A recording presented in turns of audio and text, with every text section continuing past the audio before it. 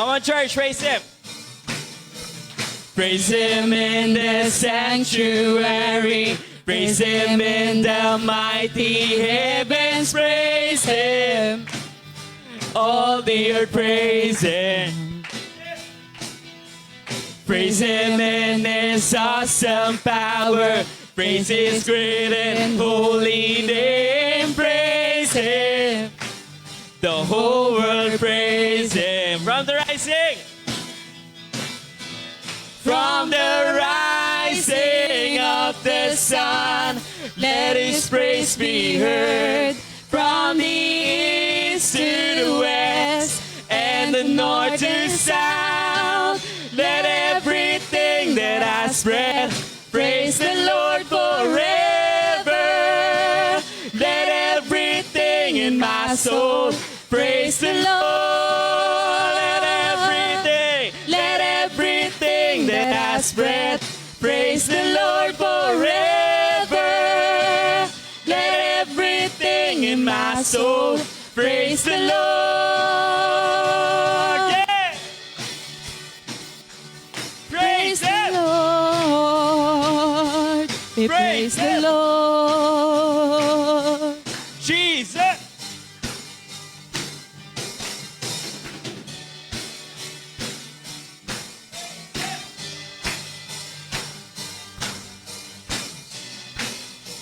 Come on, church, from the rising. From the rising of the sun, let His praise be heard. From the east to the west, and the north to south. From the rising of the sun, let His praise be heard. From the east to the west, and the north to south. Rising. From the rising of the sun, let His praise be heard. From the east to the west, and the north to south. Let everything that has breath praise the Lord forever. Let everything in my soul praise the Lord. Let everything that has breath praise the Lord forever. Let everything in my soul praise the Lord. Let everything that has breath praise the Lord forever. Let everything in my soul praise the Lord.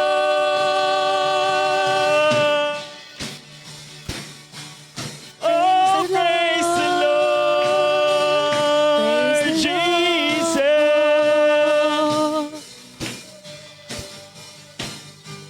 Praise the Lord. Yes! Palakpakan po natin ang Panginoon.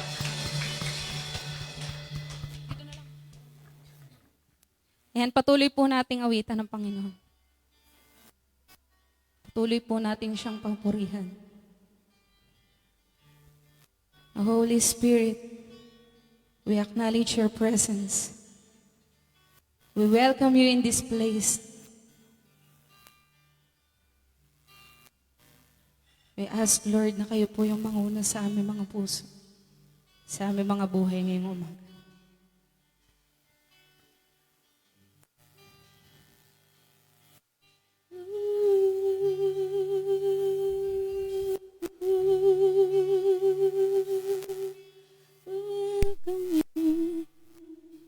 Holy Spirit, there's nothing worth more. There's nothing worth more that will ever come close. Nothing can compare. You're our living hope. Your presence, Lord. Your presence, Lord.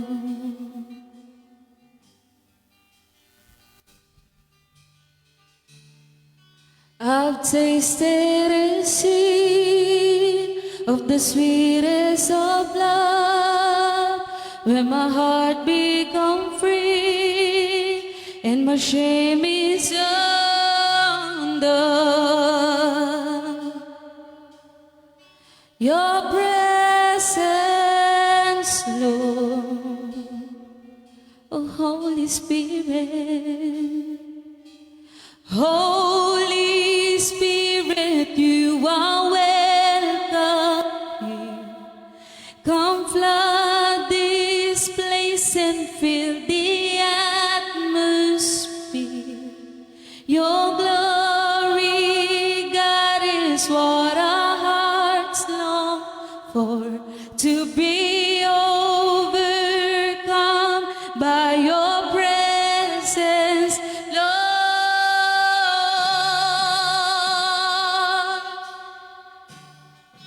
We welcome you in this place, your Holy Spirit. There's nothing worth more that will ever come close. Nothing can compare. You're our living hope.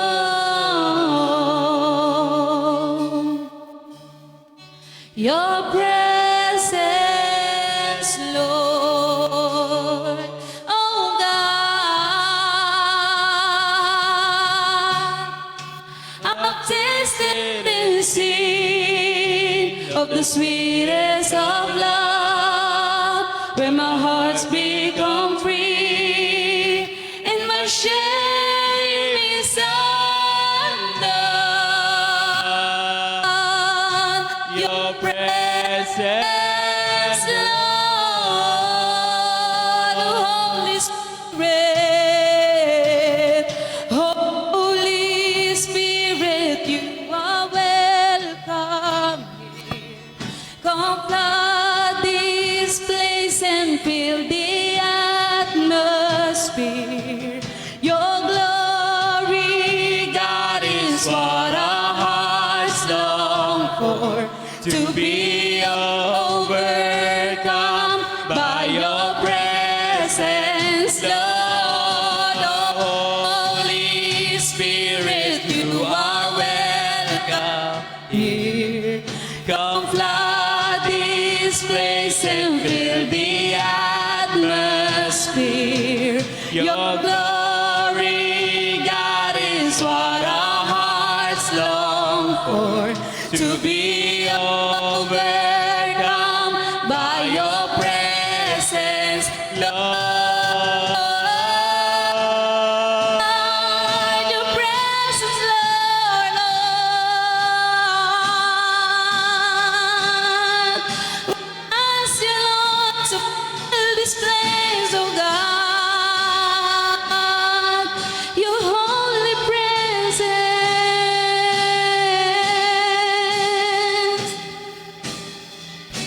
Let us become more aware of your presence. Let us experience the glory of your goodness. Let us become more aware of your presence. Let us experience the glory of your goodness. Let us become more aware of your presence. Let us experience the glory of your goodness. Oh God.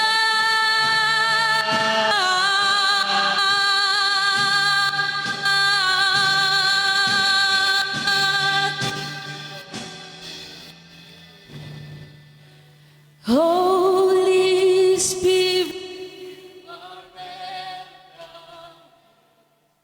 come flood this place and fill the atmosphere. Your glory, God, is what our hearts long for, to be overcome by your presence, Lord.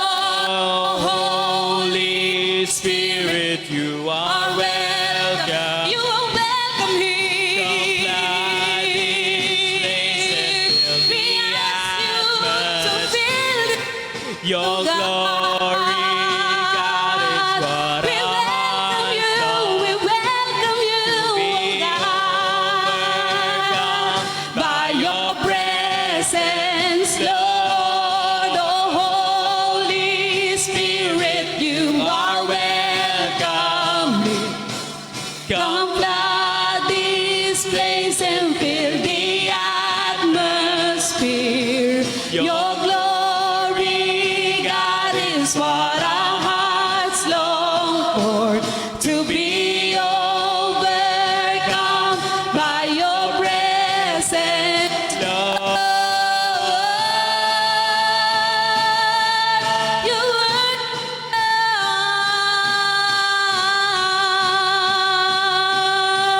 We praise the name, we praise the name, oh God.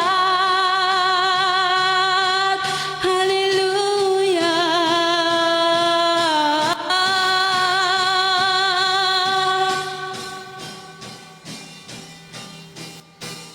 Holy Spirit, you are welcome here.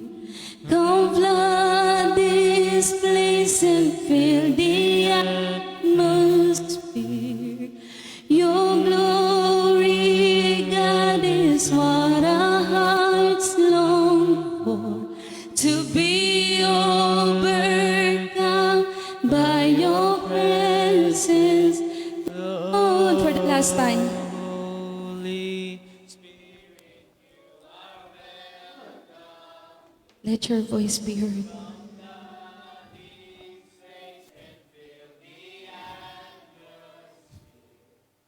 Your glory, God, is what our hearts long for. To be overcome by your presence, Lord.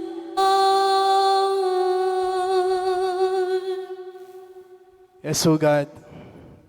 Sinabi mo nga po sa iyong salita, Panginoon, na dalawa o higit pa na nagkakatipuan sa iyong pangalan. Ikaw ay nasa kalagitnaan namin. Lord, we open up our hearts, Lord. Binubuksan namin ang aming puso, Lord. You are welcome in this place, O God. Ikaw yung pinaka-importanting panauhin namin ngayong umaga na to, Panginoon. Lord, at hindi ka lang panauhin, Lord, dahil your Spirit dwells in us, Lord. Nananahan sa amin ang iyong banal na Espiritu, Panginoon. Ay maraming salamat, Lord. We welcome you, God. We welcome you in this place, O God. We will continue to sing your praise, O God. Dahil you deserve it, Lord. You deserve it. You deserve, Lord. Lord, we thank you, God. Lord, we invite, Lord, your presence, God. Be filled, Lord, na puspusin ang aming mga puso. The Spirit of love, the Spirit of peace, Spirit of joy, Spirit of patience, Lord, your fruits, Lord, mag-manifest sa amin, Lord God, yung fruits ng Holy Spirit, Lord. At hindi kami lalabas na itong lugar na to, Lord God, na hindi kami nababago, hindi kami napupuspos ng banal mong Espiritu, Panginoon. Oh God, you are welcome here. Oh God, God the Father, God the Son, and God the Holy Spirit, we welcome you in this place. Oh, we welcome you in this place, oh God. Come on, church. Come on, church. Let's praise Him. Come on. Let's praise Him. Let's praise Him. Let's praise Him. Let's praise Him, God. Oh, Lord, we thank you, Lord. You're welcome. Fill this place. Fill this place, Lord. Woo! Your glory, God. But our hearts long Woo! to be Overcome by your Overtake us, God. presence, Lord. Oh, Holy Spirit, you are welcome here. Come flood this place and fill the atmosphere. Your Lord, we desire your heart. glory, God, is Fill what our our hearts. hearts Fill this long presence, for. God. To Fill this be place. overcome by your presence, Lord. Welcome you, Lord.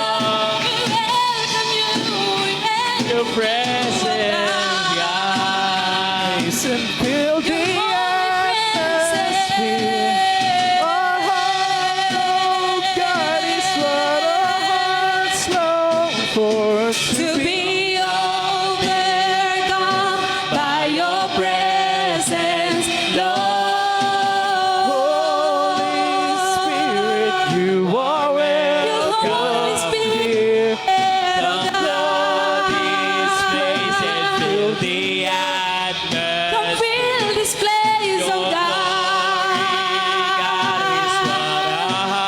You are what we hope for, oh Lord. Come By your presence, Lord.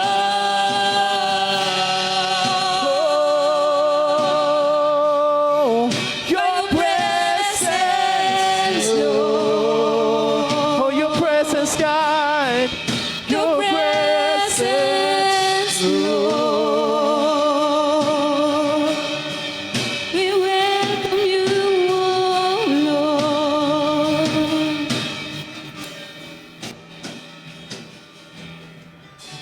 Praise to God. Praise to God. We worship you, Lord. This is our praise. And we worship you. Nataas ka po namin sa aming kalagitnaan. We worship you and we praise you. In Jesus' mighty name, we pray. Amen, amen, amen.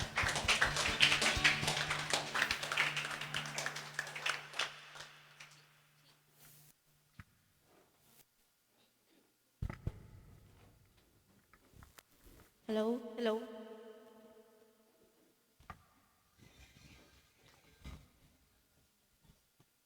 Ayan, mapagpalang umaga po sa bawat isa. Pasensya po nakamas kasi meron po tayong ubo, baka mavirus ko kayo. Ayan, naramdaman po ba natin ang presensya ng Panginoon? Ang onti nag-amen, church! Ayan. Ayun po, mag-a-announcement po muna tayo bago tayo dumako sa Word of God. Ay bago po pala yun, welcome po natin yung bawat isa, yung mga katabi natin. Welcome! Ayan yung mga welcome back natin, si Kuya Jeremy, si Ate Kyra, si Ate Jana, si Ate Juliana. Palakpakan natin ang Panginoon sa buhay nila. Para sa Panginoon yan, batang baba. Ayan. Ayan po, announcement po na po tayo. Tuwing Tuesday po, may mentoring po tayo, 6 p.m. po yan. Inaanyayahan ko po kayong pumunta. Iilan lang po yung napunta. Kaya sana po makita po namin kayong lahat sa Tuesday.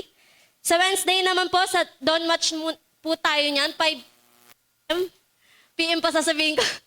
5 a.m. po yan. And Thursday po, prayer meeting.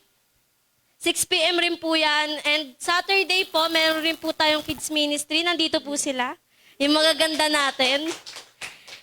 And prayer and fasting po, mag-umpisa po tayo sa 24, 25, 26. Tapos breaking of fast worship night. Sa January 27 naman po, 4 to 7 p.m. po yan. Kaya dumalo po tayo. Ang gagawin po natin dyan ay mananalangin at ayuno. Kaya wag po, dapat 24 pa lang nagka-fasting na tayo. Hindi yung sa 27 na ako mag-fasting. Ayan, sabay-sabay po. Alam po ni Lord kung magpa-fasting tayo o hindi. Kaya si Lord yung nakakakita, hindi po yung mga kapwa po natin. And ayun po, ayun lang naman po yung announcement natin. Maaari po ba tayong tumayo sa paggalang po natin sa ating magpapahayag ng salita ng Diyos? And tinatawagan ko po si Kuya RJ Ramirez. Palakpakan po natin siya. Pwede na ko yung umupo kahit di nyo na ako igalang. Ayan. Magandang umaga po sa ating lahat. Morning. Ako pala si Kuya RJ. Ayan. So, sino may mga first-timers ba dito? Second-timer. So, kung second-timer kayo at ngayon nyo lang kung narinig magsalita, sana po ay mahaba ang tulog ninyo kagabi para hindi po kayo inaantok. Pangalawa, sana po ay heavy ang breakfast ninyo dahil natatapos po ako ng 3:00 ng hapon. So, ayan. So, kung wala pa po, no, pakipasan na lang po yung tubig sa mga gutom pa. Pakabusog muna kayo ng tubig. Ayan. So, before tayo magsimula, actually yung topic, ang topic natin ngayon is about the Holy Spirit or ang banal na spirito. Pero before tayo magsimula, gusto ko lang, anong tawag dito, bigyan ng emphasis ang inyong prayer and fasting ngayong darating na 24, tama ba? Or 25? 24 hanggang 27, which is the worship night. So, gusto ko lang bigyan ng emphasis no, na ang pag-aayuno or fasting ay hindi para matupad ang wish natin. Ano, hindi po ganun yun, na pag nakumpleto ninyo yung prayer and fasting ninyo, matutupad po ang wish ninyo. Hindi po tayo nandoon, hindi po natin siya gagawin upang baguhin ang isip ng Panginoon. Hindi po ganun, no? Kung meron po kayong ganung pananaw, sinasabi ko po sa inyo na sovereign ng ating Panginoon, no, higit siyang nakakaalam ng lahat ng bagay at siyang may control ng lahat ng bagay. Hindi tayo nandoon, hindi natin gagawin para baguhin ang isip niya. Dahil nakaset na po ang mga plano niya sa atin. Pwede tayong maglambing, pero hindi pwedeng gano'n, nababaguhin natin yung isip niya. Lalo na kung hindi naman ito according sa salita niya. Kung magiging contradicting ito sa salita niya. Amen ba? Okay, pangalawa pong paalala, no, bago pa lang mag-fasting, ihanda na natin ang ating sarili. Hindi pwede na pagdating ng fasting, tsaka kayo magde-decide kung ano bang klase ng fasting ang gagawin ninyo. Hindi po ganoon yun. So, days before pala, magplano na kayo kung kayo ay magwa-water fast lang, kung kayo ay dry fast. Ano ibig sabihin ng water fast? Ibig sabihin tubig lang ang iniinom ninyo for that days. So, pag ganun po, mas mahaba ang preparation na gagawin ninyo. Kung dry fast, ganun din. Yung wala ka talagang kakainin o iinumin. So, days before, binabawasan nyo na po yung kain ninyo, hindi po kayo nagsasamgyupsal. Kasi po, delikado po yun. Hindi po ganun, ha? So, ayan yung mga konting paalala sa prayer and fasting. At gusto natin ay ma-align ang puso natin sa plano ng Panginoon. Yun po talaga yun. Okay ba? So, at malaman natin ano ba ang direksyon niya para sa atin. Okay? So, balik tayo sa topic natin ngayon, no, which is yung Holy Spirit or Banal na Espiritu. Bibigyan ko kayo ng 2 minutes, no, teka lang. May clicker na nga pala ako. Ayan, bibigyan ko kayo ng 2 minutes para, kausapin ang inyong katabi. Ayan, so, find the partner. Kausapin ninyo yung inyong katabi kung kumusta na ba sila ngayon. So meron ako mga nilist down na mga words do. So alin diyan? Pili kayo ng isa or dalawa sa mga salitang naandyan kung kumusta kayo ngayon.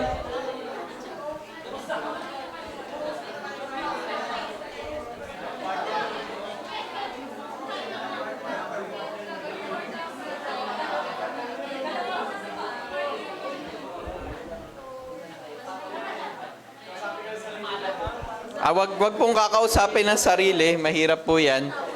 So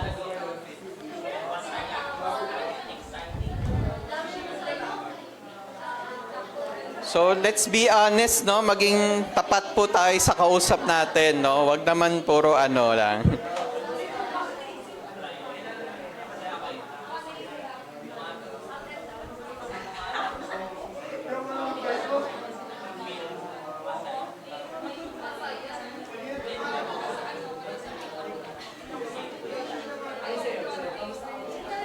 So sana po, no, yung kasunod nyo na, ang nagsasalita, yung kapartner nyo na.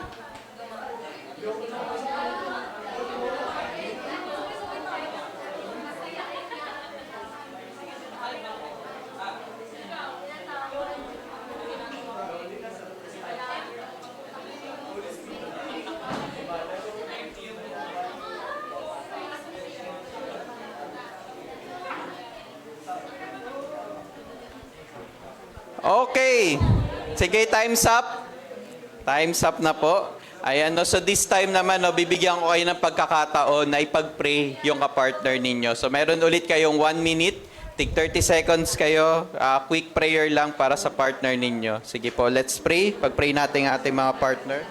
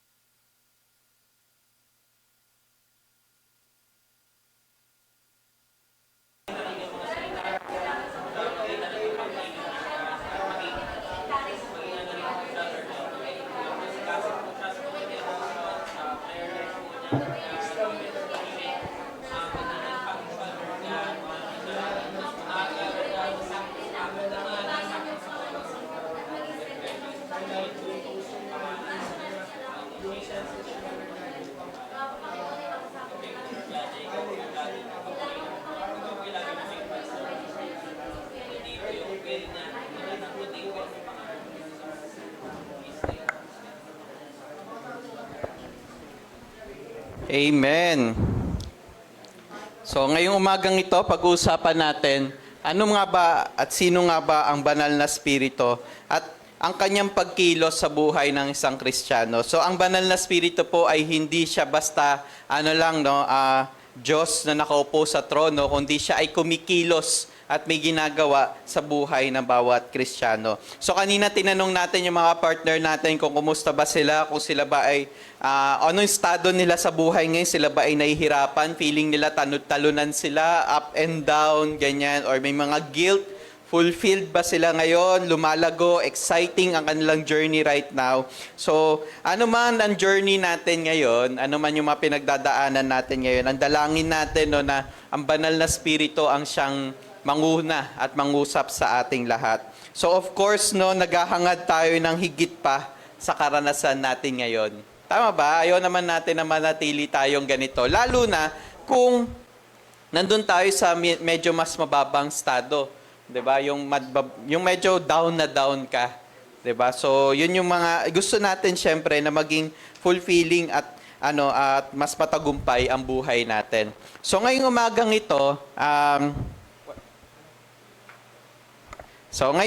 ito, babasahin natin ang ating mga Biblia. Samahan niyo po ako na buksan ang ating mga Biblia sa Juan chapter 14, verse 16 to 17. Tapos tatalon tayo sa verse 26. Okay? So tumayo po tayong lahat. Sabay-sabay nating basahin ang Juan chapter 14, verse 16 to 17 at verse 26.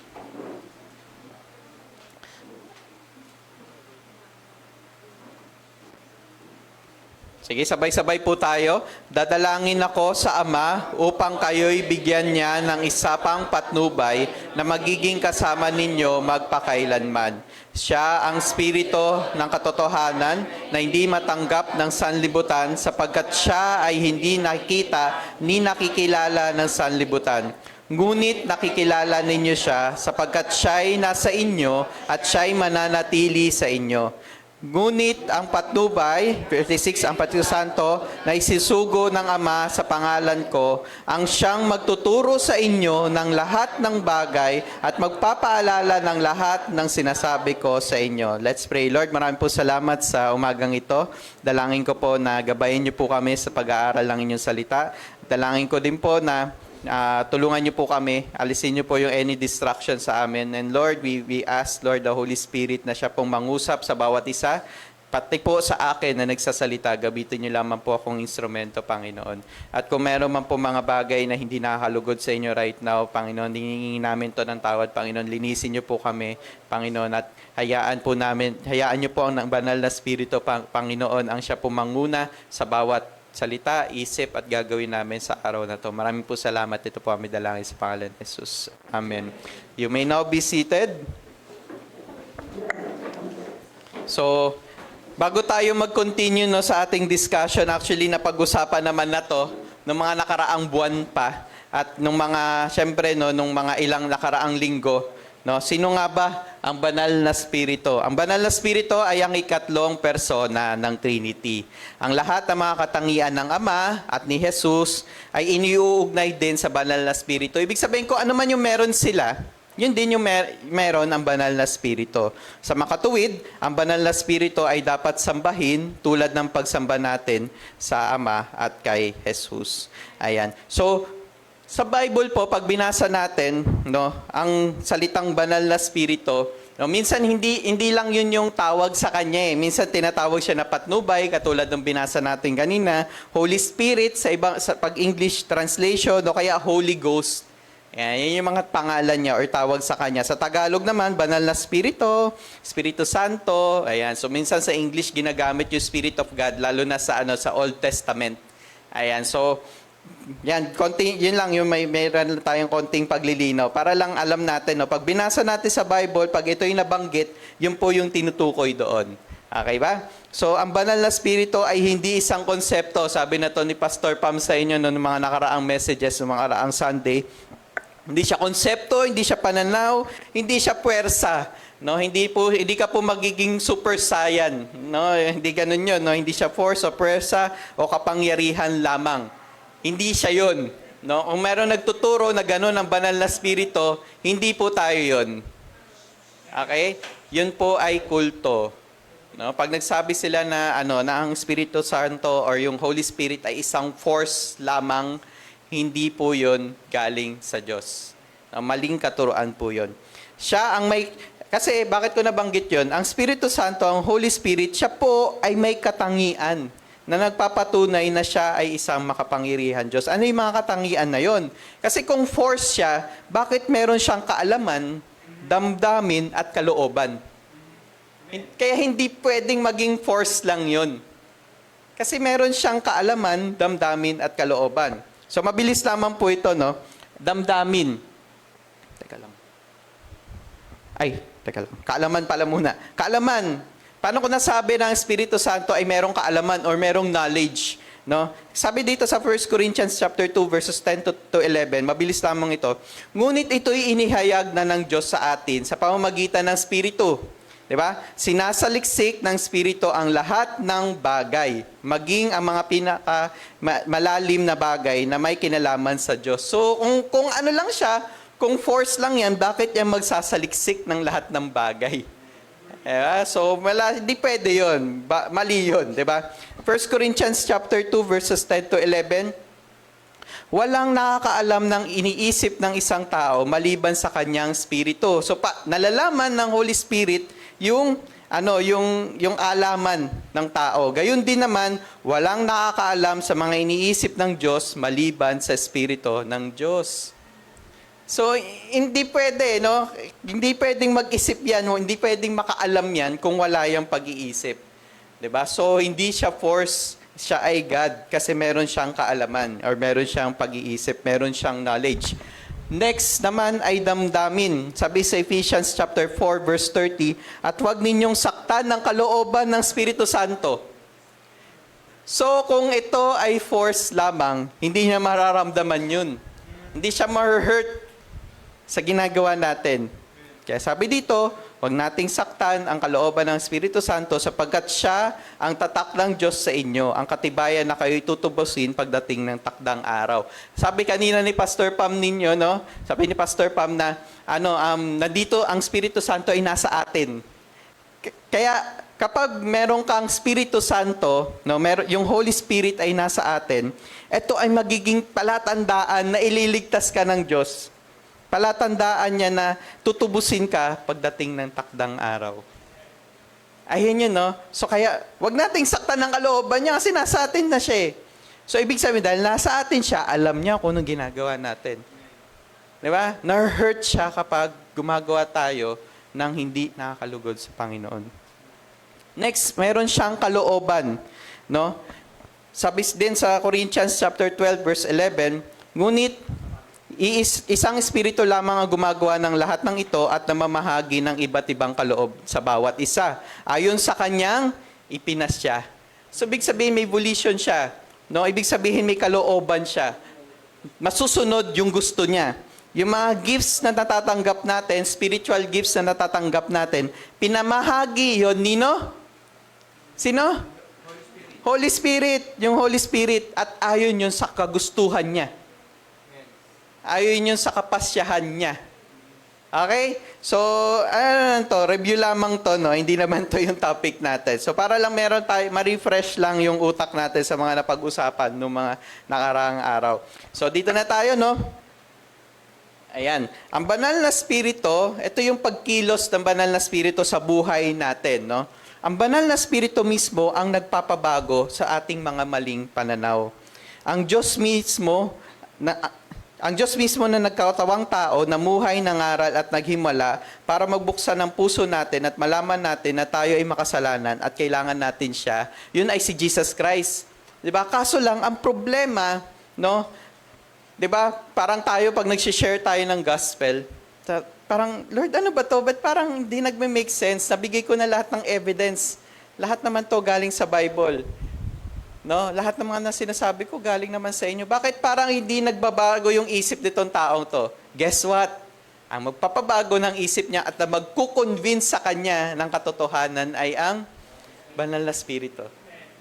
Tayo ay instrumento lamang, so hindi siya nakabase sa kung gaano kakagaling magsalita, mag-preach ng gospel. Hindi po yun. No? Dahil yun sa banal na spirito. Dahil yun sa pagkilos niya. Siya ang magpapabago sa mga maling pananaw natin. Sabi sa John chapter 16, verse 8 to 9, pagdating ng spirito, papatunayan niya sa mundo na mali ang idea nila tungkol sa kasalanan. Anong gagawin niya? Siya ang magpo-prove sa mundo na mali sila. Di ba? Tungkol sa ating mga kasalanan, sa pagiging matuwid, kung ano yung pananaw ng mundo about righteousness. Di ba? Na parang, hindi, ano naman ako, gumagawa naman ako na mabuti, tama naman yung ginagawa ko. Ang Holy Spirit ang magsasabi na, hindi sapat yan. Holy Spirit yun. At sa paghatol ng Diyos, no? Mali ang intindi nila sa kasalanan kasi hindi sila naniniwala sa akin. Pertaining to kay Jesus Christ. No? Yung si Jesus Christ pala, ang nagsasabi dito, nagsasalita. Kaya sabi ni Jesus Christ, so nandito ako, lahat ng pinreach ko, no? Napansin niyo hindi sila naniniwala sa akin. Yan sinasabi ni Jesus Christ dito. Pero pagdating ng banal na spirito, pag alis ko at siya yung dumating dito sa mundo, pag nakasama niyo na siya, no? Papatunayan niya sa mundo na mali sila. So ang Holy Spirit ang magpo-prove nito sa atin. Alam niyo, nabibless kami mag-asawa, no? Siyempre, pag nandito yung wife ko, no? Na pag nakikita natin na may pinagpipray kayong prayer for 3 ninyo, yung prayer for 3, pinagpipray ninyo yung mga tao na, Lord, alam namin na kayo lang kaya magligtas sa mga taong to, hindi yung mga efforts or salita namin. Kundi siyempre, ikaw pa rin yun. No? Kasi bakit? Ang Diyos ang magpapatunay sa kanila ng kanilang mga kasalanan. Siya mismo, ang Holy Spirit mismo magko-convince sa kanila na may mali sila.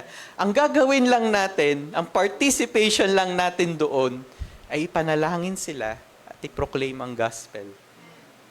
Ganon. Pero lahat ng yun, pagkilos yun ng Holy Spirit. Sabi sa John chapter 16, verse 13, pag dumating na ang Espiritu, anong gagawin niya? Iga-guide niya kayo at ipapakita niya sa inyo ang lahat ng katotohanan. Di siya magsasalita sa sarili niya lang, pero sasabihin niya lahat ng naririnig niya at ang mga bagay na darating pa. So, iga-guide niya kayo sa lahat ng mga sa lahat ng bagay. Siya ay magpo-prove ng katotohanan, siya magpapakita ng lahat ng katotohanan, no? Kaya pa rin hindi natin sinasabi na wag na tayo mag-aral ng salita ng Diyos. Na hindi na tayo mag-devotion.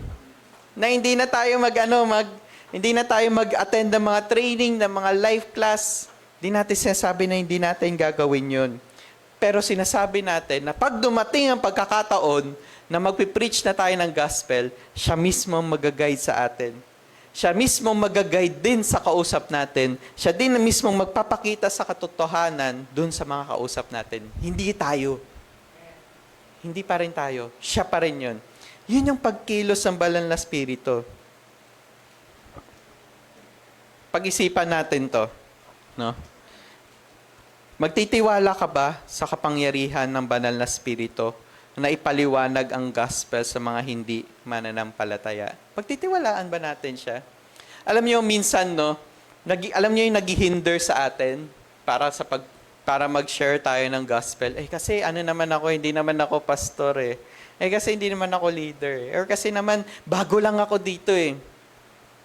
Or kasi naman, kakarampot lang yung kaalaman ko.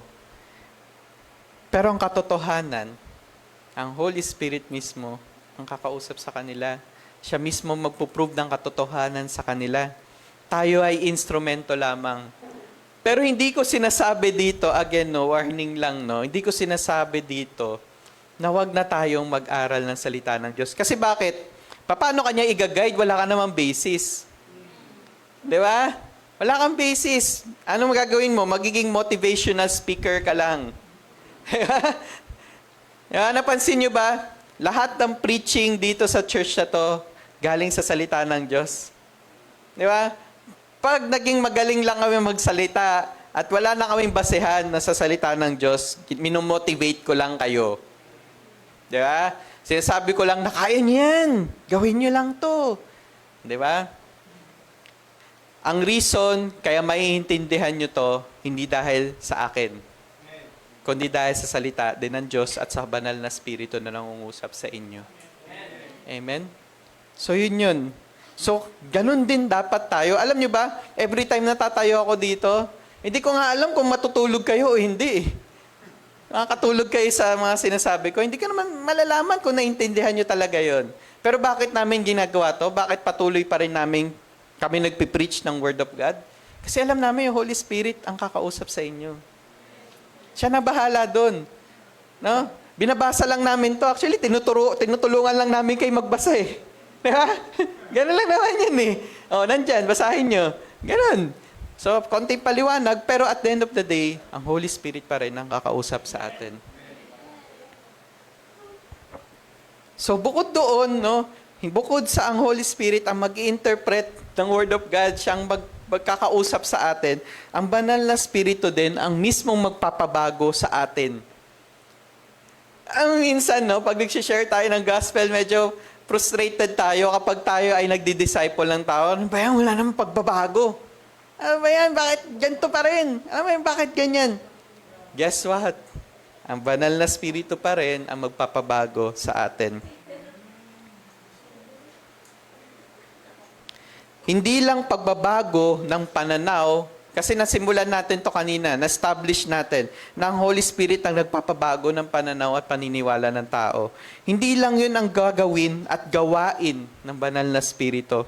Ang sino man na tumanggap sa katotohanan na tayo ay makasalanan at tayo ay nararapat na parusahan, di ba? Na ang Diyos ay namatay, si Jesucristo ay namatay sa krus para sa atin at kailangan nating tanggapin ang finished work ni Christ sa cross. Alam nyo sino ang magko-convince sa atin para tanggapin yon? Siyempre yung Holy Spirit. At sino ang magko-convince sa atin na mamuhay ng ayon sa plano ng Panginoon? Sino? Banal na Espiritu pa rin. Siya ang magdudulot ng pagbabago sa atin. Siya ang magtuturo sa atin kung paano tayo mamuhay sa plano ng Diyos. Pansin nyo, nung hindi pa kayo Christian, basahin nyo yung Bible, gets nyo ba? Nabago ba ang buhay nyo? Hindi. Hindi pa rin. Pero nung banago ka na ng Diyos, nung binago na niya yung kaisipan natin, nung binasa niya yung Bible, nagme-make sense na ngayon. Di ba? At dahil natututunan na natin to ngayon, nababasa na natin, ganito pala dapat mamuhay. Nandun na rin ang pagbabago sa atin. And guess what? Holy Spirit pa rin yun. Pagkilos pa rin ng banal na Espiritu yun. Di ba? Kaya minsan, pag ikaw nagdi-disciple ka, nakaka-frustrate, ano ba to? Di ba? Kapag subukan nyo maging pastor, palit kayo ni Pastor Pam. Alam nyo, nakaka-frustrate talaga. Ma-high blood kayo, baka ma-deads din kayo na maaga, baka katulad ng tatay ko. Ganon. Ganon siya. Sobrang frustrating siya. Pero, let us be reminded na work pa rin siya at pagkilos pa rin siya ng banal na Espiritu. Hayaan natin ang banal na Espiritu magbago sa buhay ng tao. Hindi tayo. Sabi sa Galatians chapter 5, verse 16. Ay, mali. Ayan. Galatians chapter 5 verse 16.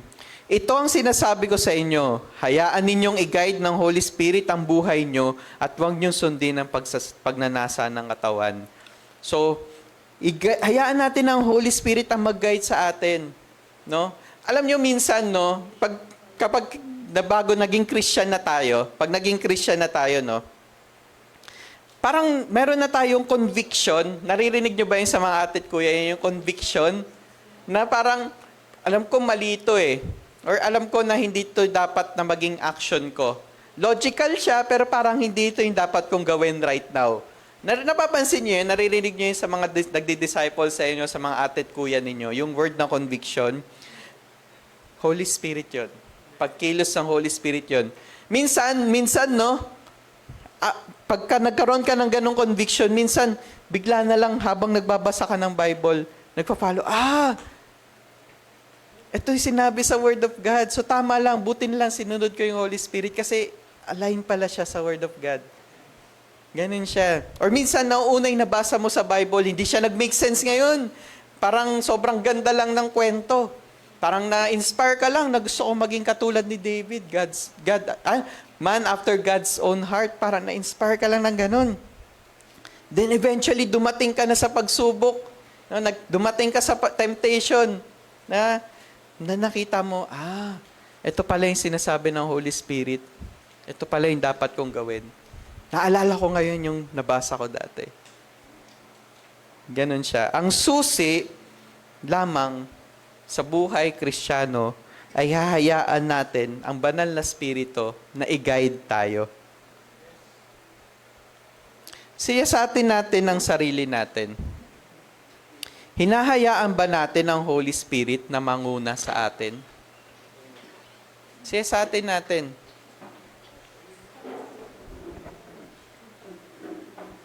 Galatians chapter 5 verses 22 to 23.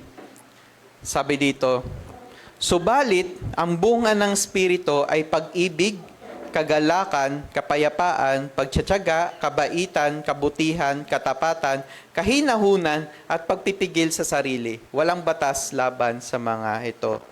So, ang bunga ng banal na Espiritu na nasa atin, no? Kapag ikaw po ay tinanggap mo na si Jesucristo bilang Panginoon at sariling tagapagligtas, at hinayaan mong mamuhay ang banal na Espiritu sa iyong sarili, hinayaan mo siya manguna sa iyong buhay, naturally, nagbubunga ka ng mga bagay na to. Naturally. Hindi mo siya kailangang i-fabricate. Hindi mo siya kailangan ng mga post sa Facebook na nakaka-inspire. Hindi mo kailangan nun. Hindi mo kailangan ng mga motivational speaker para lang gawin yung tamang bagay. Alam mo kailangan mo? Holy Spirit. Kailangan mo ng banal na Espiritu para naturally magkaroon ka ng ganitong bunga. Kung ikaw ay walang tiyaga, anong kailangan mo? Banal na Espiritu. Kung walang pagpipigil sa sarili, anong kailangan mo? Banal na Espiritu pa rin. Holy Spirit pa rin ang kailangan natin. Paano mo malalaman kung tama yung actions mo? Paano mo malalaman kung Holy Spirit talaga yon? Word of God. Never magko-contradict sa salita ng Diyos ang Holy Spirit. Bakit? Salita niya yun eh. Di ba?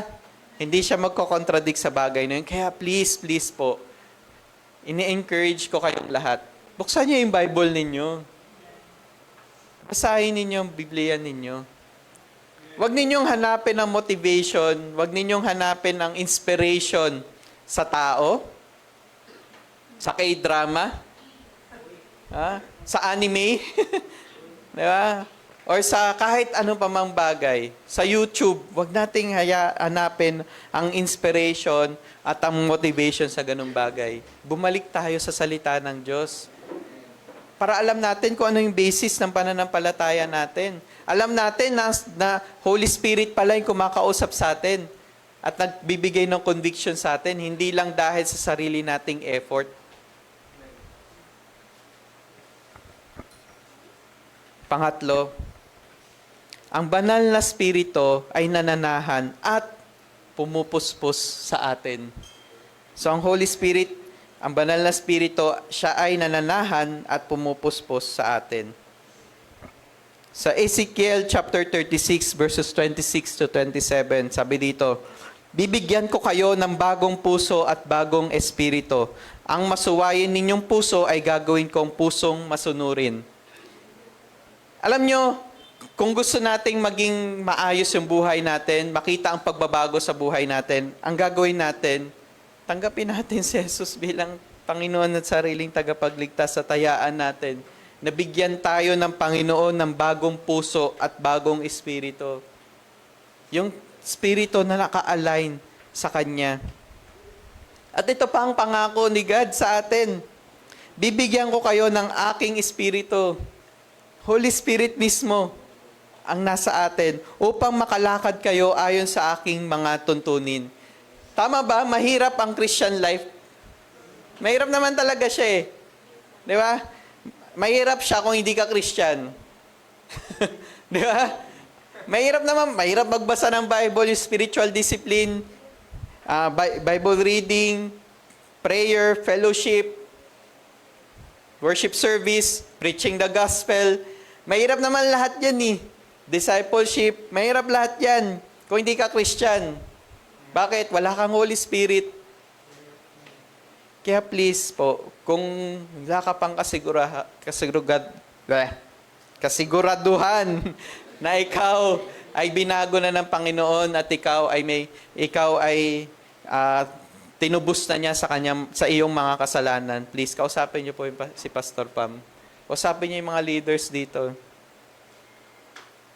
Kasi talaga magiging failure lang, feeling nyo failure ang Christian life. Paulit-ulit na lang, bakit hindi ako victorious? Kasi ang pangako ng Panginoon ay bibigyan tayo ng Espiritu, ng Holy Spirit na sa atin upang makalakad tayo ayon sa kanyang mga tuntunin at masunod natin ang mabubuti niyang mga utos. Masunod nating mabuti ang kanyang mga utos. Hindi talaga mangyayari yan. Pwede kayo maging magaling na preacher. Pwede kayo maging magaling na worship leader, na drummer. Di ba? Pwede kayo maging magaling sa lahat ng bagay na yan. Pero hindi kayo Kristiyano at wala ang banal na Espiritu sa inyo. So masakit pakinggan, masakit isipin, pero yun po ang katotohanan. No? Dahil ang taong binago ng Panginoon, meron siyang banal na Espiritu sa buhay niya. 1 Corinthians chapter 6 verses 19 to 20, sabi dito, hindi ba ninyo alam na ang inyong katawan ay templo ng Espiritu Santo? Nasa inyo at pinagkaloob sa inyo ng Diyos? Hindi nyo pag-aari ang inyong katawan, sapagkat bakit daw? Binili na kayo sa isang halaga. May nagbayad na dyan. Pinurchase na niya. Binili na niya yung buhay natin. 'Di ba? Kahit gamitin ninyo ang inyong katawan upang maparangalan ang Diyos. So, hindi lang siya basta nananahan sa atin, kundi tayo ay naging templo na ng banal na Espiritu. Hindi na tayo para sa sarili lang natin, di na natin to pag-aari. Bakit? Nag-ahari na sino? Ang Holy Spirit ang nag-ahari sa atin. Pag siya ang nag-ahari, anong ibig sabihin nun? Siya din ang masusunod. Hindi pwedeng masunod ang sarili. Kasi pag ikaw nasunod doon, ikaw ang hari. Tama ba? Pag ikaw ang hari, anong ibig sabihin nun? Baka wala ka pang Holy Spirit sa buhay mo. Kasi bakit? Ang bunga ng banal na Espiritu ay ano nga? Love, joy, peace, patience, kindness, goodness, gentleness, self-control. Yun po ang bunga ng Espiritu. Sabi dito, no? Ang bigat, no? Hindi ninyo pag-aari ang inyong katawan, sapagkat binili na kayo sa isang halaga. Gamitin ninyo ang inyong katawan upang maparangalan ang Diyos. Diba? The reason why we are serving God. Yun ang dahilan bakit tayo naglilingkod sa Diyos. Kung bakit natin ginagawa ang lahat ng to. Hindi po ito club ha, na merong membership. Yung tithes po natin, hindi po yan membership fee. Tandaan natin. Ha? Baka naman nagta-tithes tayo dahil kala natin membership fee yan. Hindi po. No? Kaya natin ginagawa yung pagbibigay, yung lahat ng bagay na yan. Bakit? Dahil templo tayo ng Panginoon, ito ang plano niya, ito yung kagustuhan niya sa atin. Bilang siyang naghahari sa atin, sumusunod lang tayo sa plano niya. Ephesians chapter 5 verse 18, huwag kayong maglalasing sapagkat sisirain lamang niyan ang inyong buhay. Sa halip ay dapat kayong mapuspos ng banal na spirito or ng espiritu. So, ang point lang dito, huwag tayong mamuhay sa kasalanan. 'Di ba? Dahil sisirain lang 'yan ang buhay natin. Napansin niyo ba bakit inassociate sa paglalasing ang pagiging puspos ng banal na spirito? Bakit? Sa lahat ng klase ng kalayawan sa buhay, tama ba yung word ko? No? Bakit pagiging lasing ang ginamit? Kasi pag ikaw ay lasing, hindi mo na, espiritu ng alak yan. Hindi mo control. Di ba minsan parang kang nanaginip, pero ginawa mo pala talaga. Kala mo panaginip lang, pero ginawa mo pala talaga. Yun ang espiritu ng alak. Yun ang ginagawa ng alak sa katawan ng tao. The same way na ginagawa ng Espiritu Santo pag tayo ay pinupuspos niya. Hindi mo na masabi, bakit ko ba ito ginagawa? Bakit ba nagsishare ako ng gospel? Bakit ba nagsiserve ako with love and care? Bakit ba ako nakikinig? Bakit ba ako ma-attend pa sa church? Bakit? Dahil ito ay evidence ng banal na Espiritu na meron tayo. Hindi ba? Hindi nyo nga maintindihan yung sarili nyo eh. Tama ba? Bakit kayo nagbago? Sana ganun, no? Sana hindi natin maintindihan na parang, bakit ba parang ginagawa ko na yung tama? Bakit ba sumusunod na ako sa Panginoon?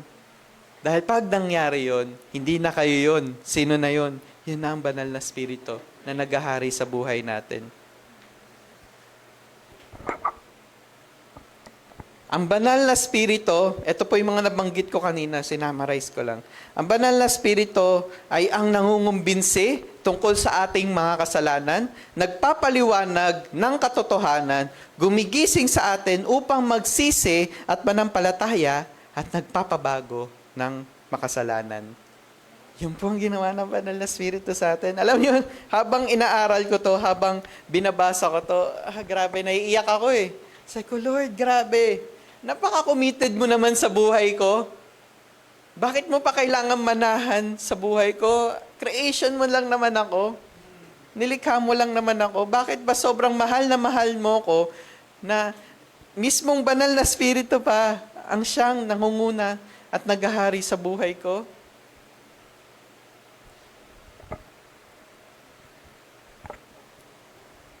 Pag-isipan natin to. Ang banal na Espiritu ay nananahan sa atin. Ano sa palagay mo ang mga bagay na ginagawa mo na nagdudulot ng kalungkutan sa Kanya? Sabi sa Ephesians 4:30, nabanggit ko na din to kanina, "And do not grieve the Holy Spirit of God, with whom you were sealed of the day of redemption." Huwag nating bigyan ng kalungkutan ng banal na Espiritu kasi namumuhay siya sa atin. Every time na we are disobedient or hindi tayo sumusunod sa Kanya, siya po ay nag-grieve. Siya po ay nalulungkot. Bakit? May damdamin siya. Hindi nga siya puwersa eh. Hindi siya energy lang eh. Siya po ay Diyos. Alam nyo, sobrang dami ng favor. Isipin nyo na lang, lahat ng nabanggit ko, di tayo deserve doon. Grace lang yun, biyaya lang yun. Tapos sasaktan pa natin siya. Hindi ba? Isa pang pagkilos ng banal na Espiritu sa atin. Ang banal na Espiritu ang nagbibigay kapangyarihan upang maging saksi tayo in our witnessing, in our sharing the word, in our preaching, in preaching the gospel. No, siya po ang nagbibigay ng kapangyarihan. Hindi po natin power 'yon. Sabi sa Acts 1:8 or Magagawa 1:8, "Subalit tatanggap kayo ng kapangyarihan pagbaba sa inyo ng Espiritu Santo. At kayo'y magiging mga saksi ko sa Jerusalem, sa buong Judea at Samaria at hanggang sa dulo ng daigdig." Sa banal na Espiritu po or sa Holy Spirit nagmumula ang kapangyarihan at kakayahan upang mag-share ng gospel. Sa Kanya po yun. Yung power na yun, sa Kanya galing yun. Hindi po yan sa atin. Yes, we have trainings. Pwede tayong mag-provide ng mga trainings, no? How to share the gospel. Dahil galing akong Campus Crusade for Christ, no? Namin dun, no? Napakatindi namin pagdating sa mga ganong trainings. Pero if we miss out, itong bagay na to, itong katotohanan na to, sayang lang. Pwedeng nabago ang buhay, kasi naman Word of God pa rin naman yung ipipreach mo. Pwedeng mabago yung buhay ng tao na yun dahil sa pagkilos ng banal na Espiritu. Pero ikaw mismo hindi nabago. Di ba?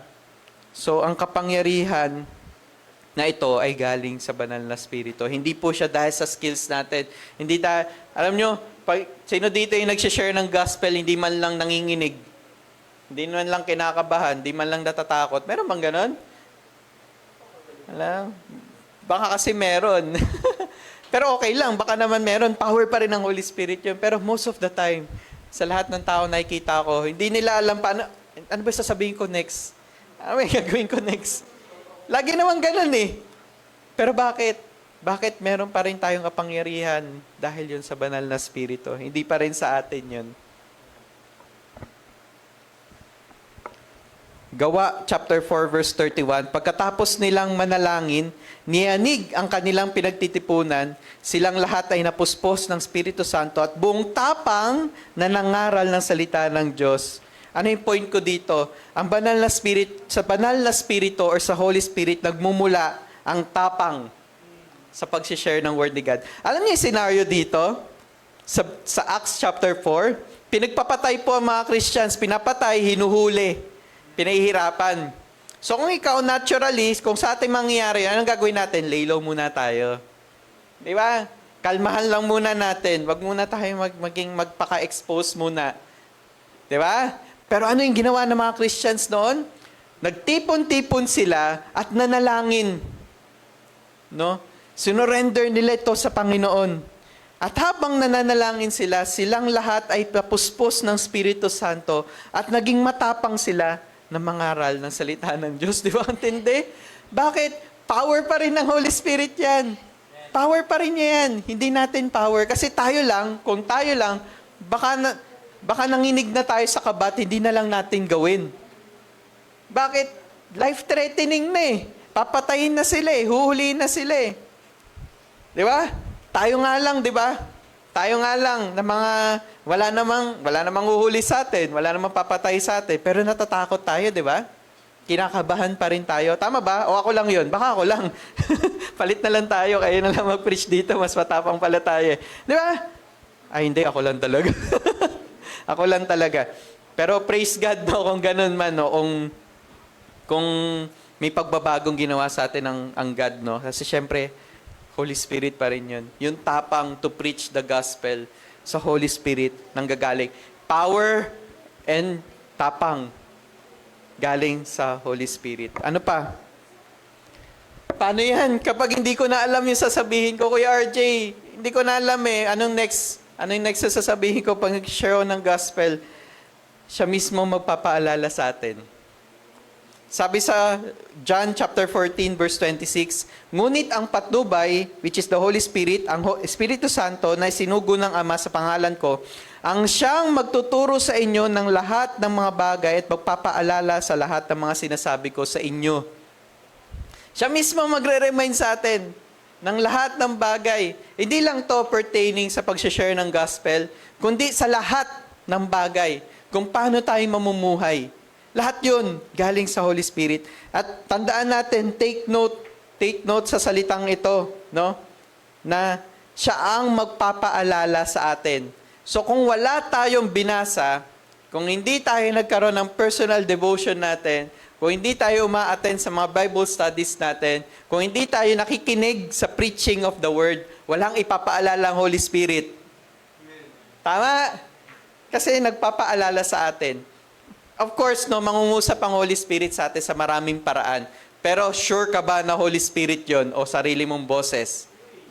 Tama ba? Kung walang confirmation ng salita ng Diyos.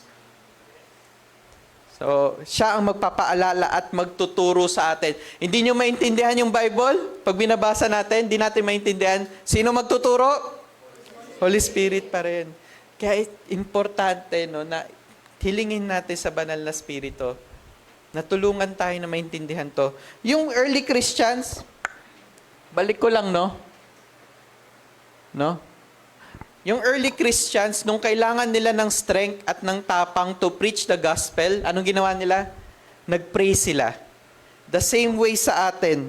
Ano yung kailangan natin kapag hindi na natin alam yung gagawin natin at hindi na natin maintindihan, ano ba itong mga binabasa ko? Ano ba itong pinipreach ni Kuya RJ? Di ko naman naintindihan. Anong kailangan natin? Panalangin natin yung Holy Spirit na mangusap sa atin. Luke chapter 12, verses 11 to 12. Kaya pa ba? May break tayo mamaya kasi itutuloy natin to hanggang 3:00. So, Luke chapter 12, verses 11 to 12. Pag dinala kayo sa synagogues para magpaliwanag sa harap ng mga pinuno at authorities, huwag kayong mag-alala kung paano ninyo ipagtatanggol ang sarili ninyo o kung ano ang sasabihin nyo. Ang Holy Spirit ang magtuturo sa inyo sa oras na yon kung ano ang dapat nyong sabihin. Di ba nagbibigay siya ng assurance sa atin na mag-preach lang ng gospel, mag-share lang ng word of God, mag-disciple pa rin. Kahit na hindi pa tayo ganun kaalam pa, kahit bago lang tayo sa pananampalataya. Bakit? No? Ang Holy Spirit ang magtuturo sa atin sa oras na kailangan natin. Holy Spirit mismo. At ito nga, sobrang nakakatakot to. Bakit? Dinala kayo sa synagogue para magpaliwanag. Sino ba nandun sa synagogue? Mga teachers of the law. Mga high priests. Di ba? Yun yung mga taong question sa kanila. O, minsan tayo, natatakot tayo. Teka lang, intellectual tong taong to eh. Ano to eh, Inglesero eh. Or lasalista tong taong to eh. Taga-Ateneo eh. Baka hindi niya maintindihan yung sasabihin ko. Sino yung tutulong sa atin? Magbibigay ng words to say? Holy Spirit pa rin. Diba? Siya ang magre-remind sa atin ng mismong word ni God. Holy Spirit pa rin. Luke chapter 13 verse 2 to 3. Habang sila'y nag-aayuno at sumasamba sa Panginoon, no? Sinabi sa kanila ng Espiritu Santo, ibukod ninyo sina Bernabe at Saulo, sila'y pinili ko para sa tanging gawaing inilaan ko sa kanya. Pagkatapos silang mag-ayuno at manalangin, ipinatong nila sa dalawa ang kanilang mga kamay at sila'y pinahayo na. No? Yung Holy Spirit mismo ang mag-guide sa atin as we plan and strategize on how to proclaim the gospel, make disciples, and plant churches. Kasi ganun ang nangyari sa kanila. Yun yung ginawa ng Holy Spirit. Alam niyo po, nakaka-bless, no? Nung early this month, no? January 2 ba yun, Pam? No? Nagkaroon kami ng evaluation and planning sa church na to. No? Kasi ano yung ginawa namin? We prayed. No? Pinanalangin namin. Ano ba yung gagawin natin para ma-reach natin tong upper villages ng San Pedro? Ano ba yung gagawin natin para mas marami tayo matrain? No? Makapag-disciple din sila. Matuto sila paano mag-share ng gospel. Ano ba yung mga activities na gagawin natin? No? Guess what? Ang Holy Spirit ang nagli-lead, mag-guide, magpa-plan, at tutulong sa atin mag-strategize.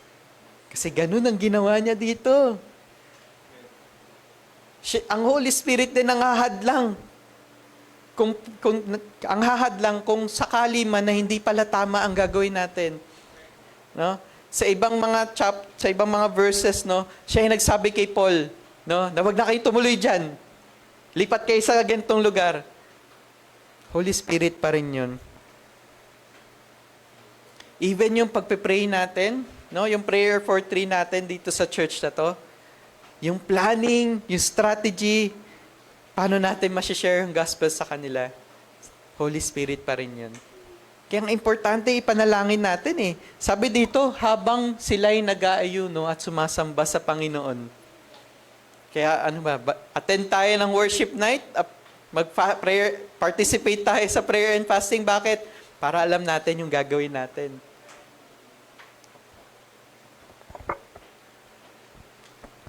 Siguro, ano na to, no? Gasgas na to sa inyo. Pero ulitin ko kasi gasgas na to sa akin dati. No? Pero paulit-ulit, no? Ang tagumpay sa pagpapatotoo or witnessing ay simpleng pagkukusa na ibahagi si Kristo sa pamamagitan ng kapangyarihan ng banal na Espiritu at paubaya ang mga resulta sa Diyos. No? Just take the initiative to share Christ by the power of the Holy Spirit sa kapangyarihan ng banal na Espiritu. At yung result, hayaan na natin si God doon. Kasi siya ang magkukumbinse at siya magpapabago sa isip ng tao, hindi tayo. Just take the initiative. Gawin lang natin ito. May mga tao ba ngayon sa inyong buhay na hindi ninyo alam kung paano sila mababahagi na ng salita ng Diyos? Meron pa ba? Pag-pray natin, panalangin natin, ipag-fasting natin. Bakit? Kasi plano ng Diyos yun eh. Hindi naman siya contradicting sa scripture, di ba? To pray for those people. Magtitiwala ka ba sa pagkilos ng banal na Espiritu sa kanilang puso? O magtitiwala tayo sa skills and abilities natin?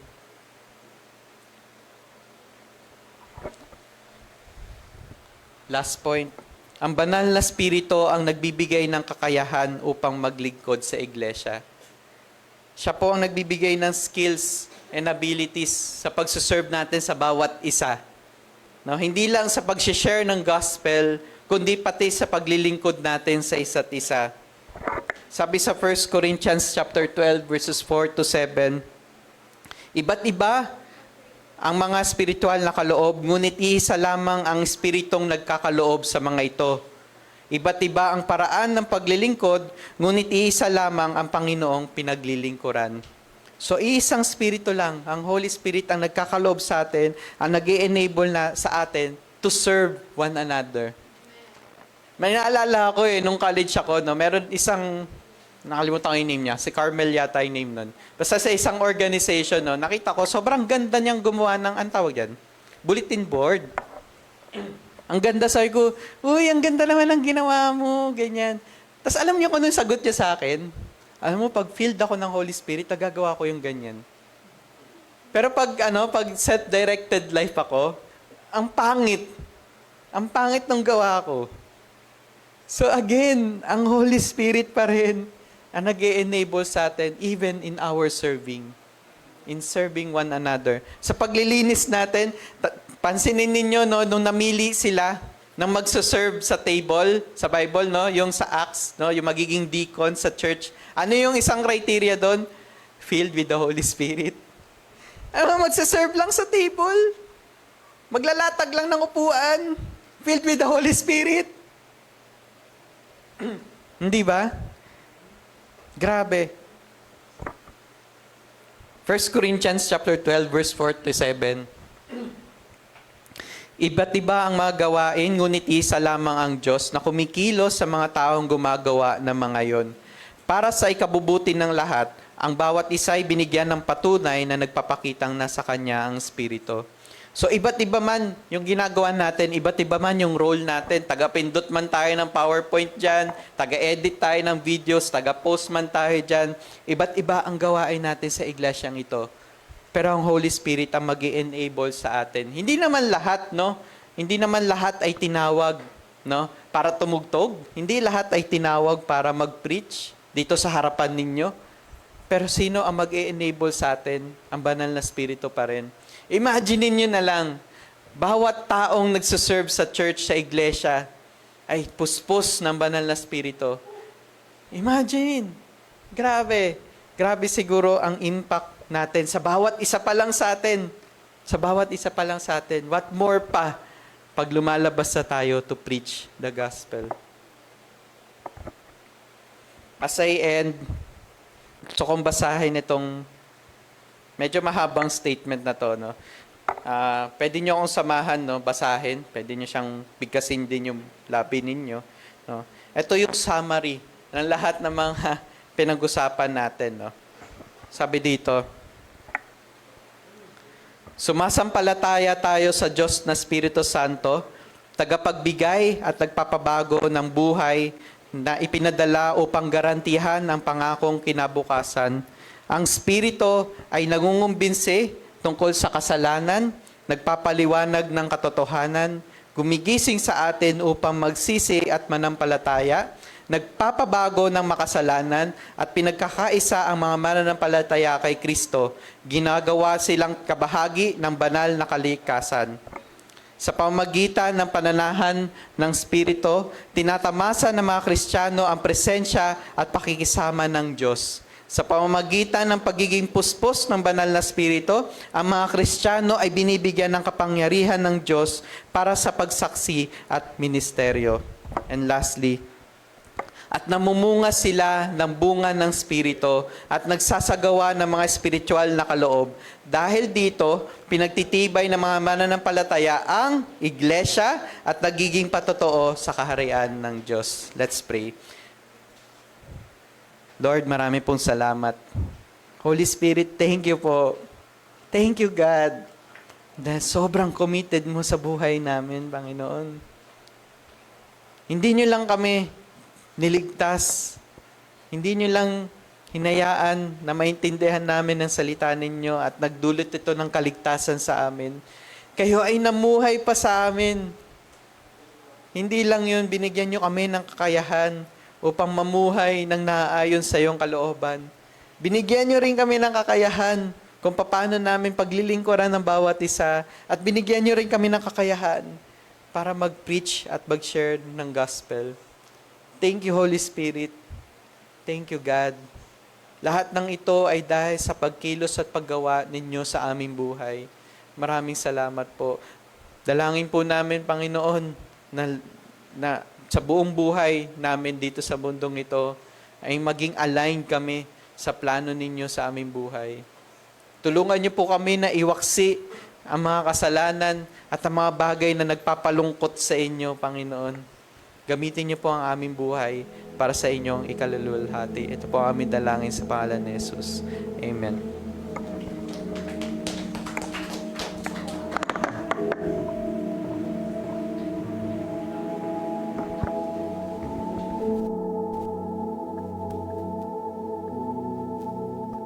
Thank you po, Kuya RJ, sa pagbabahagi po ng salita ng Diyos.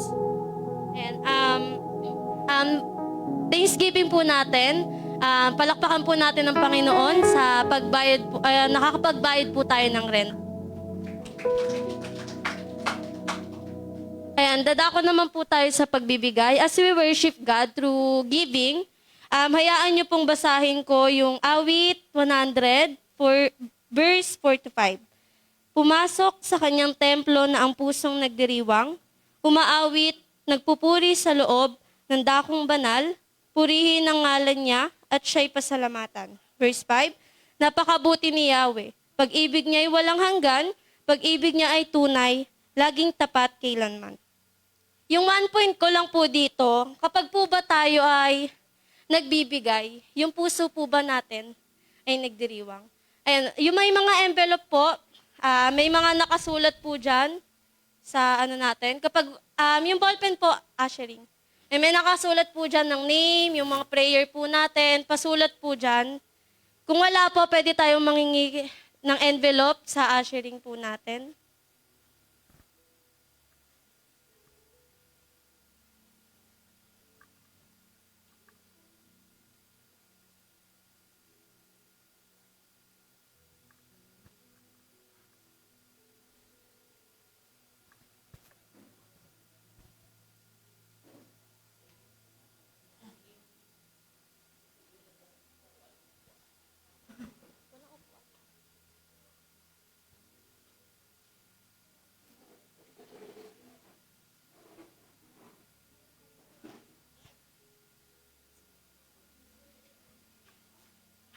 Take your time po.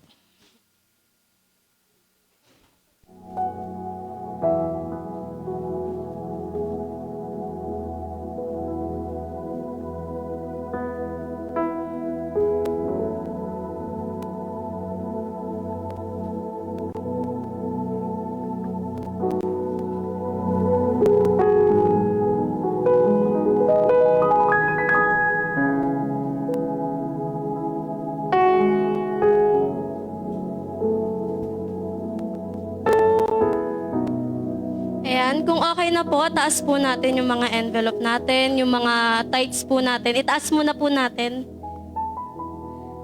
Ayan. Tapos let's pray po. Sabay-sabay po tayo manalangin. Panginoon, maraming salamat po sa oras na ito, Lord God, na makakapag-worship kami, Panginoon, sa pamamagitan ng pagbibigay namin. Lord, nawa po, Panginoon, sa pagbibigay namin ay may puso kaming nagdiriwang, Panginoon.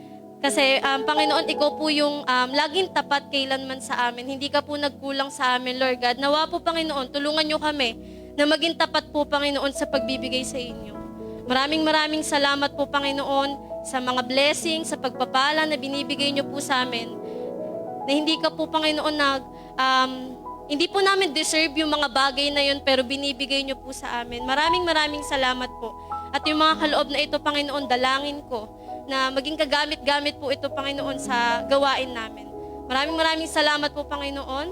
Sa pangalan ni Jesus, maaari na po tayong magbigay.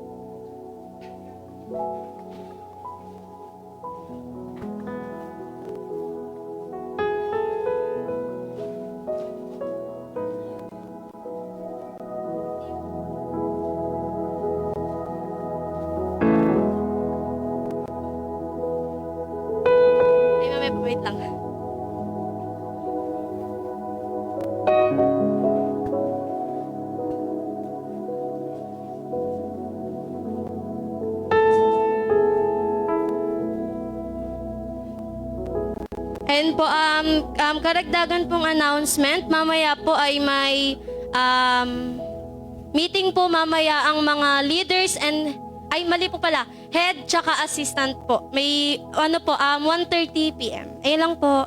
Thank you.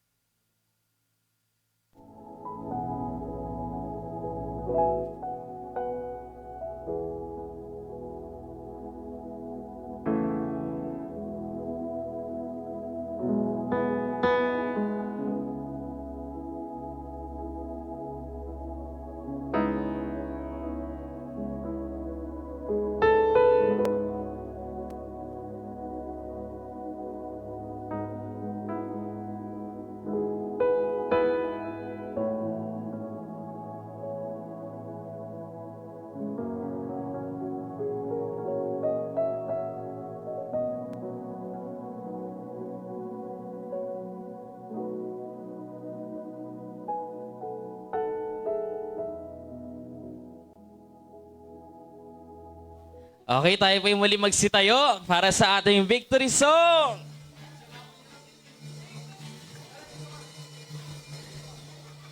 Yeah! Tayo po yung mawis sa Panginoon!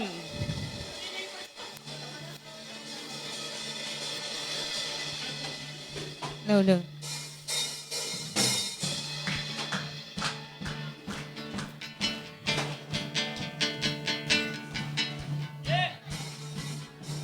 Pwede po natin ngitian, kamayan, yakapin ng ating mga kapatid.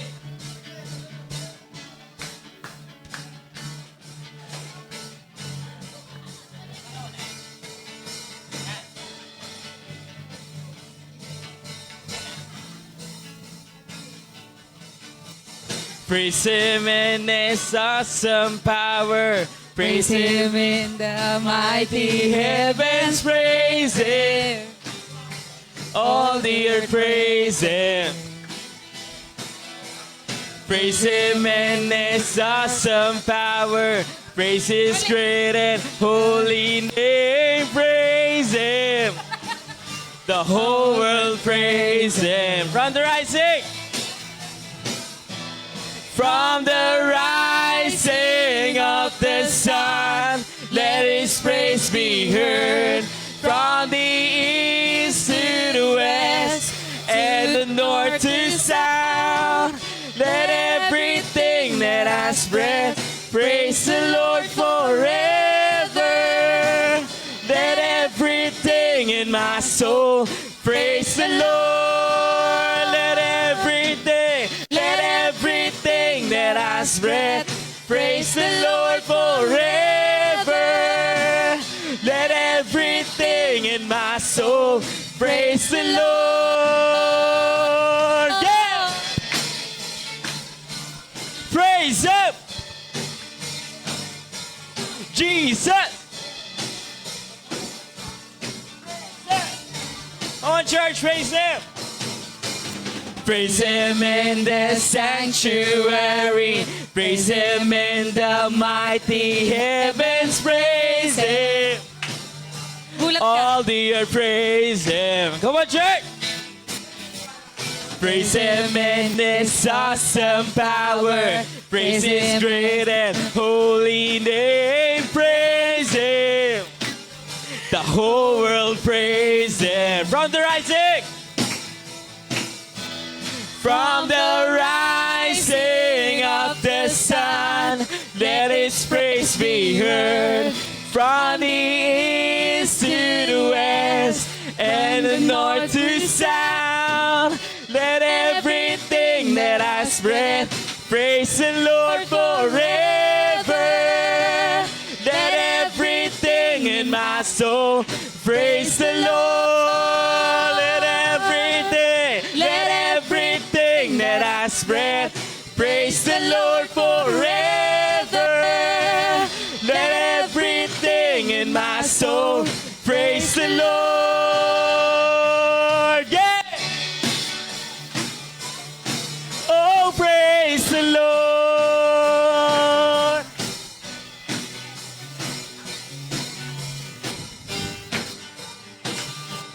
Praise Him.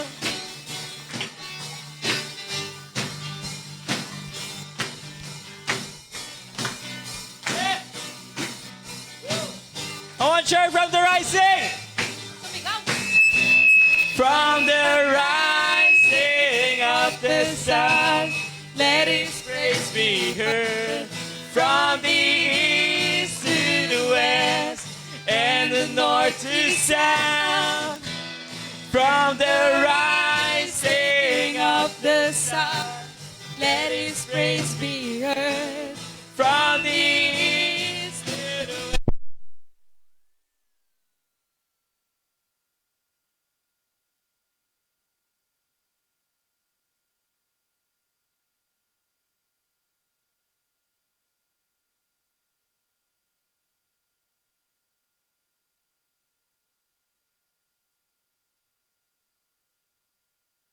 Praise the Lord forever.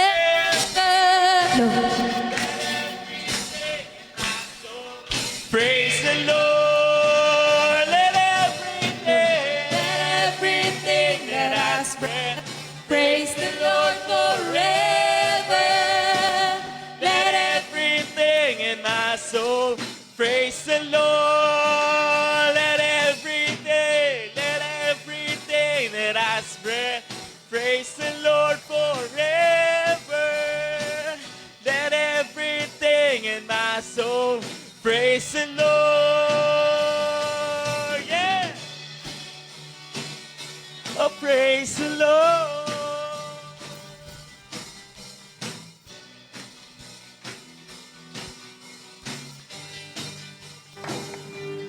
Praise the Lord. Yeah. Ayan. So gusto ko lang po i-emphasize ang ating, bago tayo mag-close, ang ating prayer and fasting. Mag-start po tayo niyan sa 24. So sa Wednesday na po yun. 24 hanggang 27 po. Pabawas ako ng gain. 24, ayan. So, mag-start po tayo ng Wednesday. Depende na po sa inyo kung ano ang inyong, anong meal po yung i-skip nyo. Basta si Ate Astrid po, umpisa pa lang po ng umaga, magsasend na po siya ng guide natin para sa, guide po natin para sa prayer and fasting. At yun, kayo na po bahala kung ano pong i-skip ninyo, kung almusal ba, depende na po sa inyo kung sa pakikipagniig ninyo sa Panginoon. Basta 3 days po yan, 24, 25, 26. So, yun po yung prayer and fasting natin. And then, sa sa 27, which is sa Sabado po yun, alas 3 po ng hapon, magkikita-kita naman po tayo dito. Para po tayo mag-breaking of fast. Ano po ang breaking of fast? So, ayan, syempre, mag-ano tayo, sama-sama tayo naman na magko-communion, no? Sabay-sabay naman po tayong kakain, no? So, yung mga hindi po nag-fasting, wala po kayong karapatan mag-break of fast. Di ba? Kasi syempre, yung nag-fasting lang po, no? Yun yung At breaking of fast po, meaning tayo po ay magpapatlak. Yan. Patak-patak po tayo. Kung ano po yung kaya ninyong iambag na food o dali na food, pasasama-sama po tayo dito nakakain. Sino excited? Sino excited sa breaking of fast? Sino excited mag-fasting? Yan, excited mag-pray at mag-fasting.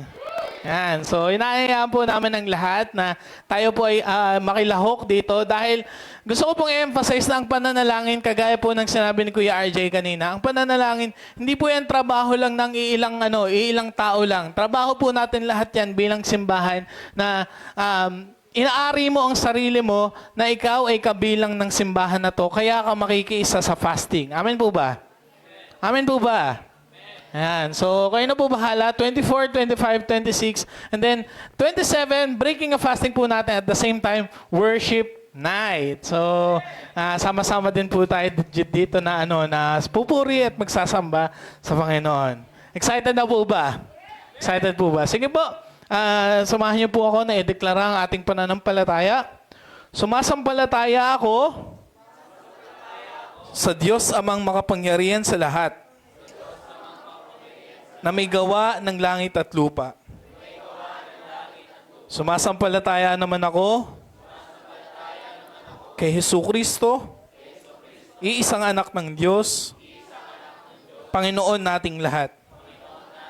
Nagkatawang tao siya, lalang ng Espiritu Santo. Ipinanganak ni Santa Mariang Birhen, pinagpakasakit ni Poncio Pilato, pinako sa krus, namatay, inilibing.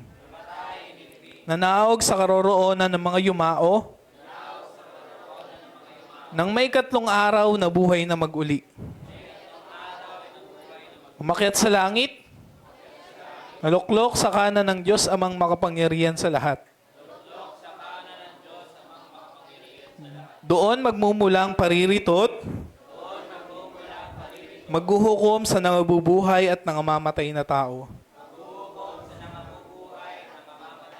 Sumasampalataya naman ako sa Diyos Espiritu Santo at sa banal na simbahan, sa kasamahan ng mga banal, sa kapatawaran ng mga kasalanan, sa pagkabuhay na mag-uli ng nangamatay na tao, at sa buhay na walang hanggan. Amen, amen, amen. Sige po, taas po natin ating mga kamay at tanggapin po natin ang pagpapala. Ipinapanalangin ko na sa kadakilaan ng kapangyarihan niya ay palakasin niya ang spiritual ninyong pamumuhay sa pamamagitan ng kanyang banal na spirito, para manahan si Kristo sa mga puso ninyo dahil sa inyong pananampalataya. Ipinapanalangin ko rin na maging matibay kayo at matatag sa pag-ibig ng Diyos, para maunawaan nyo at ng iba pang mga pinabanal kung gaano kalawak, kahaba at kataas at kalalim ang pag-ibig ni Kristo sa atin. Maranasan nyo sana ito kahit hindi ito lubusang maunawaan, para maging ganap sa inyo ang katangian ng Diyos. Purihin natin ang Diyos na makakagawa ng higit pa sa hinihingi o inaasahan natin sa pamamagitan ng kapangyarihan niyang kumikilos sa atin.